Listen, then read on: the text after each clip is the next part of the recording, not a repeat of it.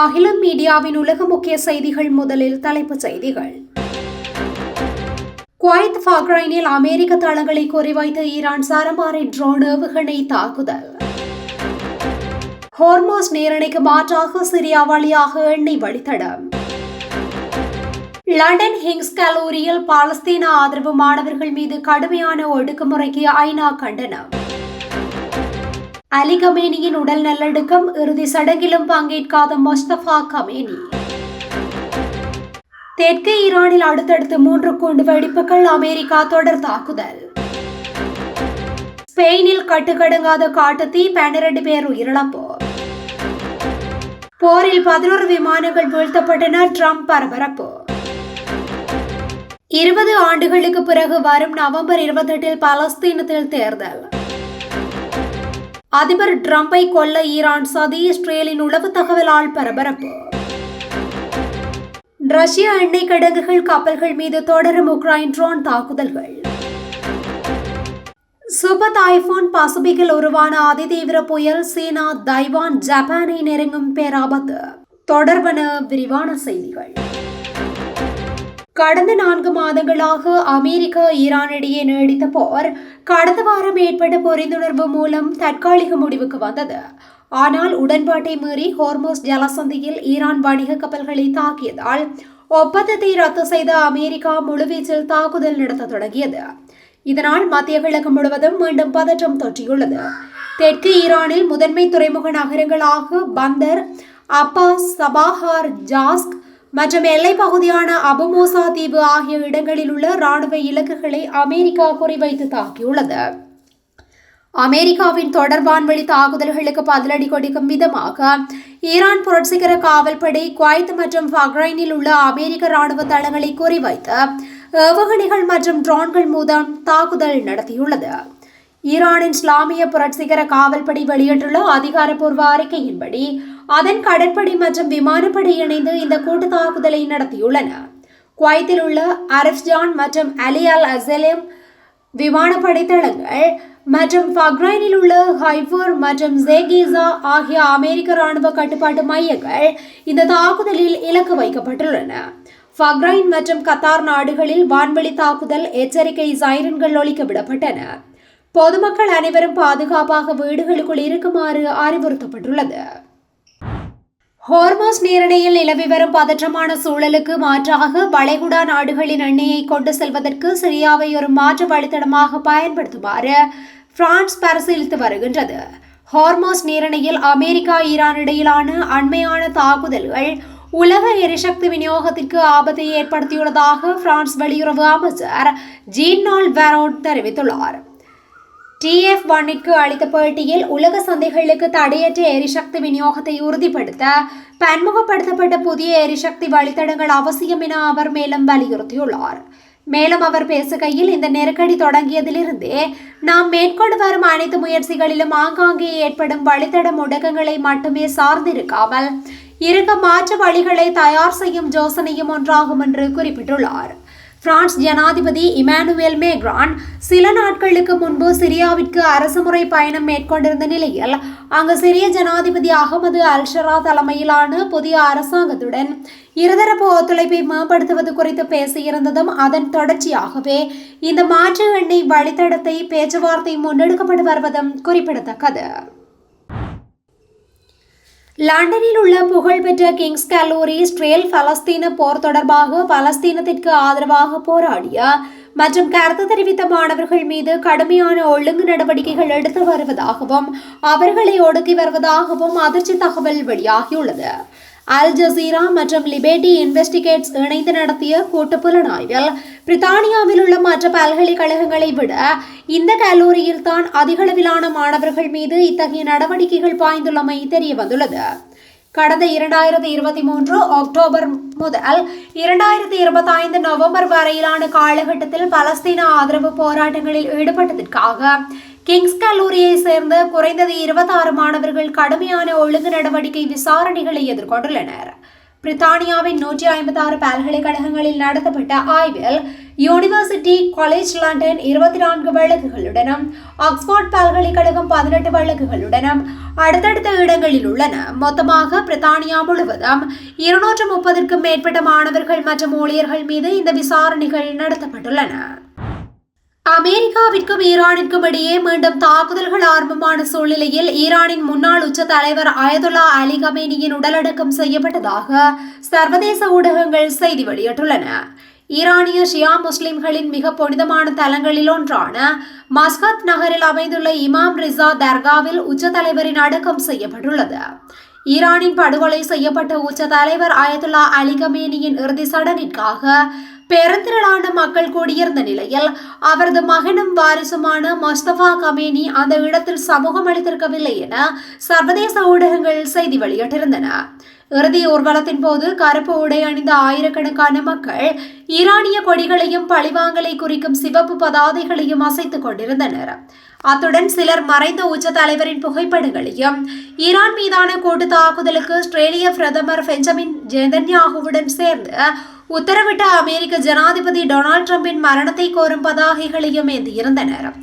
Iran மற்றும் அதன் அண்டை நாடான ஈராக்கின் பல நகரங்களில் 6 நாட்களாக நடைபெற்ற பொதுமக்களின் அஞ்சலி நிகழ்வுகள் மற்றும் இறுதி மத வழிபாடுகளை தொடர்ந்து இந்த உடல் அடக்கம் நடைபெற்றதாக வெளிநாட்டு ஊடகங்கள் தெரிவித்துள்ளன.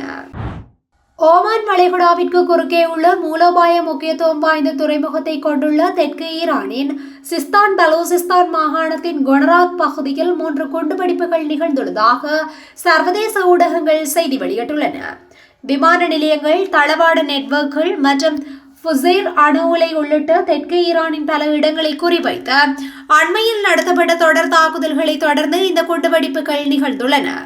வடக்கு ஈரானில் தொடர்ந்து தண்டவாளங்கள் போன்ற பொதுமக்களின் உட்கட்டமைப்புகளும் தாக்கப்பட்டுள்ளதாக தெரிவிக்கப்படுகின்றது.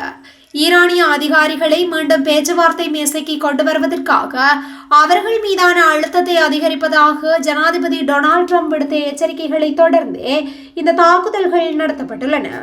இருப்பினும் அமெரிக்காவின் கட்டாயப்படுத்தல்களுக்கு தாங்கள் பணியப் போவதில்லை என்று ஈரானிய அதிகாரிகள் தெரிவித்துள்ளனர். முன்னதாக தெற்கீரானில் உள்ள கொசிஸ்தான் மாகாணத்தின் அக்வாஸ் பகுதியிலும் தாக்குதல்கள் நடத்தப்பட்டிருந்தன. கடந்த பிப்ரவரி மாதம் அமெரிக்கா மற்றும் ஆஸ்திரேலியாவால் படுகொலை செய்யப்பட்ட மறைந்த அயதுல்லா அலி கமேனியின் இறுதி சடங்குகள் மற்றும் அடக்க நிகழ்வுகள் நடைபெறும் காலப்பகுதியிலேயே இந்த தாக்குதல்களும் நிகழ்ந்துள்ளமை குறிப்பிடத்தக்கது. ஸ்பெயினின் தென்கிழக்கு மாகாணமான அல்பேரியாவில் உள்ள ஹெல்டாரோஸ் பகுதியில் பயங்கர காட்டுத்தீ ஏற்பட்டுள்ள நிலையில் 12 பேர் உயிரிழந்துள்ளதுடன் 6 பேர் காயமடைந்துள்ளனர். அறுந்து விழுந்த மின்கம்பி காரணமாக தீ விபத்து ஏற்பட்டு அது அருகில் உள்ள வனப்பகுதிக்கு வேகமாக பரவியதாக நேரில் பார்த்தவர்கள் தெரிவிக்கின்றனர். எனினும் அதிகாரிகள் இதற்கான உத்தியோகபூர்வ காரணத்தை இன்னும் உறுதிப்படுத்தவில்லை. ஸ்பெயினில் தற்போது கடுமையான வெப்ப அலை நிலவி வருகின்ற நிலையில் அண்மைய ஆண்டுகளுக்குள் அங்கு வெப்பநிலை அடிக்கடி 40 செல்சியஸிற்கு மேல் பதிவாவதால் இதுபோன்ற பெரிய காட்டுத்தீ ஏற்படுத்துவதற்கான சூழல் அதிகரித்துள்ளமை குறிப்பிடத்தக்கது. இந்தியா மற்றும் பாகிஸ்தான் இடையேயான மோதல் அணு ஆயுத போராக மாறுவதை தான் தடுத்து நிறுத்தியதாக அமெரிக்க ஜனாதிபதி ட்ரம்ப் ஏர்ஃபோர்ஸ் ஒன் விமானத்தில் செய்தியாளர்களிடம் கூறியுள்ளார். இந்த மோதலின் போது 11 விமானங்கள் சுட்டு வீழ்த்தப்பட்டதாக தெரிவித்துள்ளார். ஆனால் இது எந்த நாட்டிற்கு ஏற்பட்ட இழப்பு என்பது குறித்த விவரங்களை அவர் வெளியிடவில்லை. இந்த நிலையில் 3 முதல் 5 கோடி மக்களின் உயிரை காப்பாற்றிவிட்டீர்கள் என பாகிஸ்தான் பிரதமர் ஷெஹபாஸ் ஷெரீப் தன்னை பாராட்டியதாக ட்ரம்ப் குறிப்பிட்டுள்ளார். மேலும் தான் 8க்கும் மேற்பட்ட போர்களை நிறுத்தியுள்ளதால் தனக்கு அமைதிக்கான நோபல் பரிசு வழங்க வேண்டும் என்றும் அவர் இதன் போது கூறியுள்ளார். இந்தியாவின் சார்பில் நடத்தப்பட்ட ஆபரேஷன் சிந்தூர் நடவடிக்கையின் போது F-16 உட்பட 6 பாகிஸ்தானிய இராணுவ விமானங்கள் அளிக்கப்பட்டதாக இந்தியா கூறுகின்றது. இதேவேளை இரு நாடுகளின் போர் நிறுத்தத்தில் அமெரிக்காவின் தலையீடு எதுவும் இல்லை என்றும் இராணுவ தளபதிகள் மட்டத்திலான பேச்சுவார்த்தை மூலமே போர் நிறுத்தம் நடந்ததென்றும் இந்தியா ட்ரம்பின் கூற்றிற்கு தொடர்ந்து மறுப்பு தெரிவித்து வருகின்றமை குறிப்பிடத்தக்கது. பலஸ்தீனத்தில் வரும் நவம்பர் 28ஆம் தேதி நாடாளுமன்ற தேர்தல் நடைபெறும் என அதிபர் மஹ்மூத் அப்பாஸ் தெரிவித்துள்ளார். பாலஸ்தீனத்தில் கடந்த 2006ஆம் ஆண்டு நடைபெற்ற நாடாளுமன்ற தேர்தலில் கிளர்ச்சிப்படையான ஹமாஸ் வெற்றி பெற்று ஆட்சியை கைப்பற்றியது. இதையடுத்து இஸ்ரேலுக்கும் ஹமாஸ் படைக்கும் இடையே நடைபெற்று வந்த தொடர் போரினால் தேர்தல் நடத்தப்படாமல் நிறுத்தி வைக்கப்பட்டது. இதனைத் தொடர்ந்து அதிபர் அப்பாஸின் ஃபடா கட்சியை தோற்கடித்த ஹமாஸ் வெற்றி பெற்றதால் அந்த கட்சிக்குள் பிளவு ஏற்பட்டது. மேலும் கடந்த 2007ஆம் ஆண்டு ஹாசா முழுவதும் ஹமாஸ் அமைப்பின் கட்டுப்பாட்டின் கீழ் கொண்டு வரப்பட்டது. ஹாசா உள்ளிட்ட பலஸ்தீனத்தின் அனைத்து பகுதிகளில் வகித்து வந்த பதவிகளிலிருந்து ஹமாஸ் அமைப்பு விலகுவதாக அறிவித்ததை தொடர்ந்து 20 ஆண்டுகளுக்கு பிறகு வரும் நவம்பர் 28ஆம் தேதி நாடாளுமன்ற தேர்தல் நடைபெறும் என அதிபர் மஹ்மூத் அப்பாஸ் தெரிவித்துள்ளார். இதனை அடுத்து ஜெருசலேம், மேற்கு கரை மற்றும் ஹாசா உள்ளிட்ட பலஸ்தீன பகுதிகளில் தேர்தல் நடத்தப்படும் என தெரிவிக்கப்பட்டுள்ளது. அமெரிக்க அதிபர் டொனால்ட் ட்ரம்பை கொல்வதற்கு ஈரானிய அரசு திட்டமிட்டுள்ளதாக ஆஸ்திரேலிய உளவுத்துறை தகவல் அளித்துள்ளது. அமெரிக்கா மற்றும் ஆஸ்திரேலிய படைகள் கடந்த பிப்ரவரி 28 அன்று நடத்திய கூட்டு தாக்குதலில் கொல்லப்பட்ட ஈரானிய தலைமை மதகுரு அயதுல்லா அலி கமேனியின் இறுதி சடங்குகள் நேற்றுடன் நிறைவடைந்தன. ஹோர்மோஸ் நீரிணை அருகே வணிக கப்பல்கள் மீது ஈரான் தாக்குதல் நடத்தியதாக குற்றச்சாட்டிய அதிபர் ட்ரம்ப் கடந்த ஜூன் 17 அன்று அமெரிக்கா மற்றும் ஈரான் இடையே கையெழுத்தான போர் நிறுத்த ஒப்பந்தத்தை ரத்து செய்தார். இதனைத் தொடர்ந்து ஈரானின் 80க்கும் அதிகமான தளங்களை குறிவைத்து அமெரிக்க படைகள் தாக்குதல் நடத்தி வருவதால் வளைகுடா நாடுகளில் உள்ள அமெரிக்க தளங்களின் மீது ஈரானிய படைகள் பதில் தாக்குதல் நடத்தி வருகின்றன. அமெரிக்கா மற்றும் ஈரானிடையே மீண்டும் போர் தொடங்கக்கூடும் என சர்வதேச அளவில் அச்சம் நிலவி வரும் நிலையில் அதிபர் ட்ரம்பை கொலை செய்வதற்கு சாத்தியமான திட்டங்கள் குறித்து உளவுத்துறையின் தகவல்கள் தொடர்ந்து வந்து கொண்டிருப்பதாக அமெரிக்க ஊடகங்களில் செய்திகள் வெளியாகியுள்ளன. ரஷ்யாவின் எண்ணெய் சுத்திகரிப்பு நிலையங்கள் மற்றும் அசோவ் கடலில் ரஷ்ய எண்ணெயை ஏற்றி சென்ற கப்பல்கள் மீது உக்ரைன் ராணுவம் வியாழக்கிழமை ட்ரோன் தாக்குதல்கள் நடத்தின. மேற்கு ரஷ்யாவில் உள்ள டிவர் நகரில் மற்றும் தெற்கு ஸ்டார்ட்ரோபோல் பிராந்தியத்தில் உள்ள வியாஸ்னிகி பகுதியில் உள்ள எண்ணெய் சேமிப்பு கிடங்குகளை உக்ரைன் ட்ரோன்கள் தாக்கின. இதனால் ஏற்பட்ட தீ விபத்தை தொடர்ந்து அப்பகுதி மக்கள் அவசரமாக வெளியேற்றப்பட்டனர். இதேபோல் அசோவ் கடலில் சென்று கொண்டிருந்த 2 எண்ணெய் கப்பல்களை உக்ரைன் ட்ரோன் மூலம் தாக்கியது. இதில் ஒரு கப்பல் தொடர்ந்து எரிந்து வரும் நிலையில் கப்பல் வரும் ஊழியர்கள் பத்திரமாக வெளியேற்றப்பட்டனர். ரஷ்ய கட்டுப்பாட்டில் கிரீமியா பகுதிக்கு எரிபொருள் விநியோகத்தை துண்டிக்கும் உக்ரைனின் நடவடிக்கையின் ஒரு பகுதியாக கடந்த சில நாட்களாக இப்பகுதியில் எண்ணெய் கப்பல்கள் தொடர்ச்சியாக குறிவைக்கப்பட்டு வருகின்றமை குறிப்பிடத்தக்கது. பசிபிக் பெருங்கடலில் பாவி என்ற அதிதீவிர சூப்பர் டைஃபூன் புயல் உருவாகியுள்ளது. சீனாவின் தேசிய வானிலை மையம் வெளியிட்டுள்ள செயற்கைக்கோள் புகைப்படங்களின்படி இந்த புயல் 9,40,000 சதுர கிலோமீட்டர் பரப்பளவிற்கு விரிந்துள்ளது.